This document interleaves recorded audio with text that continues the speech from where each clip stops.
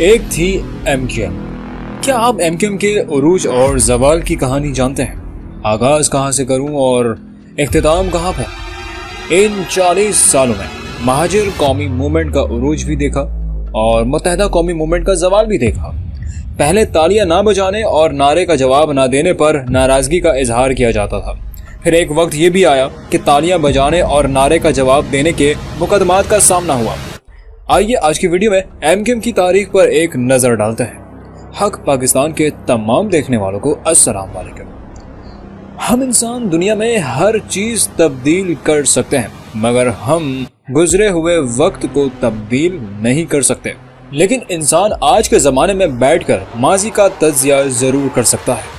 شہر سندھ کی سیاست 70 کے بعد کچھ اس طرح پروان چڑھی کہ ذوالفقار علی بھٹو کا دور اقتدار 1977 سے 1972 وہ وقت تھا جب مذہبی جماعتوں کا زور تھا۔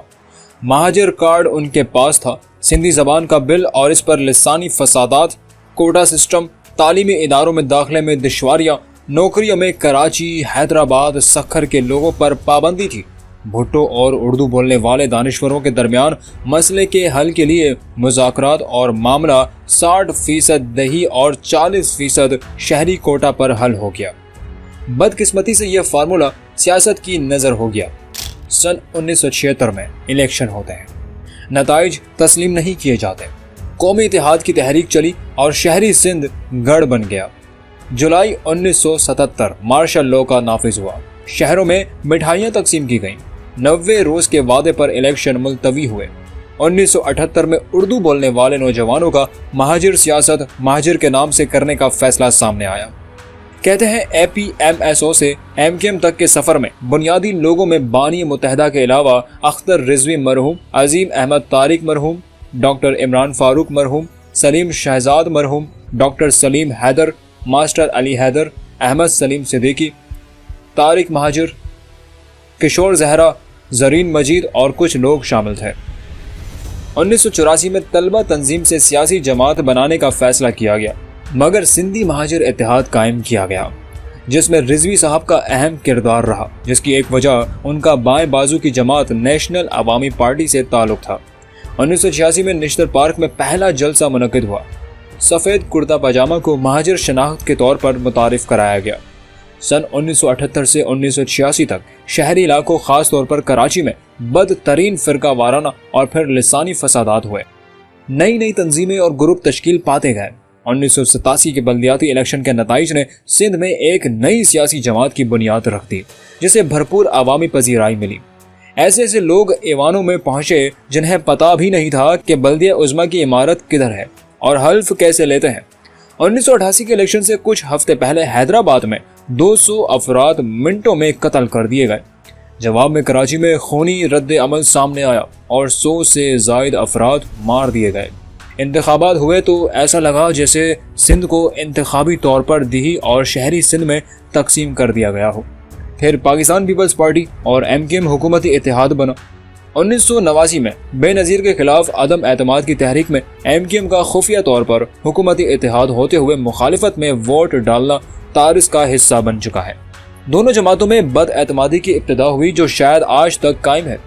ایم کیو ایم کے نعروں میں شدت آ گئی، الگ صوبے سے لے کر محصورین مشرق پاکستان کی واپسی کے ایشوز سر فہرست رہے۔ شہروں میں فسادات ہوئے اور 6 اگست 1990 کو بے نظیر حکومت کا خاتمہ کر دیا گیا۔ 1990 کے الیکشن اور متحدہ کی کامیابی مگر اس بار زور زبردستی کا الزام لگایا گیا۔ جامع صادق کی حکومت قائم ہوئی، نواز شریف اتحادی بنے۔ 1992 میں ڈاکوؤں اور کرمنل کے خلاف فوجی آپریشن شروع ہوا۔ کراچی میں ایم کیو ایم میں پہلی تقسیم سامنے آئی۔ حقیقی کا قیام اور آفاق اور عامر خان پارٹی سے الگ ہو گئے۔ بانی متحدہ جامع صادق کے مشورے پر جنوری سن 92 میں لندن روانہ ہو گئے جہاں سے آج تک واپسی نہیں ہوئی۔ 1994 میں پولیس آپریشن میں متحدہ کے کئی سو مبینہ کرمنل مارے گئے مگر بڑی تعداد میں لوگ ماورائے عدالت بھی قتل کیے گئے۔ 1993 میں بانی چیئرمین عظیم احمد طارق کا قتل ہوا جس کا الزام متحدہ پر لگا، وجہ بانی سے اختلاف کو قرار دیا گیا۔ اس کے بعد یہ سلسلہ رک نہ سکا مگر ان تمام سالوں میں کچھ خفیہ ہاتھ بھی نمایاں رہے اور ان کی سیاست بھی سامنے آتی رہی۔ 2002 سے 2007 تک MQM کو جیسے نئی زندگی مل گئی ہو۔ پہلی بار شہری علاقوں خاص طور پر کراچی میں ترقیاتی کام ہوئے، مگر MQM کے مخالفین کا اصرار ہے کہ جس چیز نے MQM کو سب سے زیادہ نقصان پہنچایا وہ علاقہ کنٹرول، زور زبردستی، بھتہ خوری اور پرتشدد واقعات کے الزامات تھے۔ 2013 کے الیکشن میں متحدہ کامیاب ہوئی، مگر بانی MQM پارٹی سے ناراض تھے کہ تحریک انصاف کو 8 لاکھ ووٹ کیسے پڑ گئے۔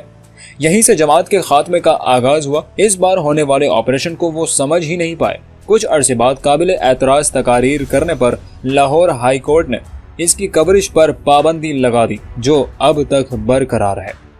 22 اگست 2016 کو رہی سہی کسر بھی پوری ہوئی۔ متحدہ کا مرکز دفتر سیل ہوا، بلکہ اس کے اطراف تمام سیاسی سرگرمیاں بھی۔ کچھ رہنماؤں نے پارٹی کو بچانے کی کوشش کی اور شاید آج بھی کر رہے ہیں، مگر اب یہ اندر کی لڑائی زیادہ نظر آتی ہے۔ 40 سال کا سفر بے نتیجہ ہی رہا، مگر آج بھی مطالبات وہی ہیں۔ نوکریاں، داخلے نہیں تو الگ صوبہ، تقسیم نہیں اتحاد میں اتفاق میں برکت ہوتی ہے۔ ناانصافیاں بہرحال ختم کرنا ہوں گی۔ کراچی کو ایک خاص نقطہ نظر سے دیکھنا چھوڑیں، یہ سندھ کا دارالحکومت بھی ہے اور پاکستان کا معاشی ہب بھی ہے۔ تاریخ کا سبق یہ ہے کہ غلطیوں سے سیکھیں۔ حقیقت یہ ہے کہ آپ کا اصل امتحان ہوتا ہی اس وقت ہے جب آپ کے پاس اختیار بھی ہو اور آپ شریک اقتدار بھی ہو۔ یہ مواقع ملے مگر آپ کے لوگ چمک کا شکار ہو گئے اور آپ کسی اور جانب نکل گئے۔ ماہرین کا کہنا ہے کہ تشدد اور سیاست، جرائم اور جمہوریت ساتھ ساتھ نہیں چل سکتے۔ یہ استعمال ہونے والوں کو بھی سوچنا ہے اور استعمال کرنے والوں کو بھی سوچنا ہے۔ جنہوں نے ہتھیار اٹھائے ان کے لیے بھی سبق ہے، اور جنہوں نے ہتھیار دینے میں سہولت کاری کی ہے ان کے لیے بھی یہاں سبق ہے۔ حق پاکستان کی آج کی ویڈیو میں اتنا ہی۔ مزید اس طرح کی معلوماتی ویڈیوز کے لیے چینل کو سبسکرائب کیجیے اور بیل آئیکن پر لازمی کلک کریں تاکہ ہر نئی آنے والی ویڈیوز کے نوٹیفیکیشن آپ کو بر وقت ملتے رہیں۔